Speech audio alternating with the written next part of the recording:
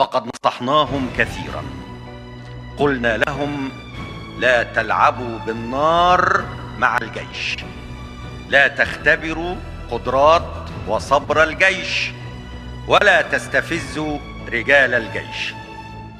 كما قالها رئيس مصر بملء فيه في رسالة شديدة الوضوح بعلم الوصول إلى كل من يهمه الأمر: لن نترك سيناء لأحد، إما أن تبقى سيناء مصرية خالصة، وإما أن نموت على أرضها.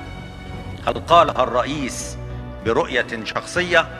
الرئيس أيها السيدات والسادة هو رمز للشعب وقائد أعلى للجيش. حينما يتحدث فإن مصر تتحدث.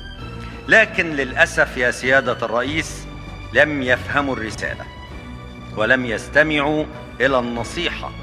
أخذتهم العزة بالإثم وظنوا أنهم مانعتهم جحورهم، فلم تغن عنهم شيئا. افخروا بجيشكم وارفعوا الرؤوس للسماء، فلديكم رجال حينما يزأرون، فإن صدى صوت زئيرهم يزلزل الأرض.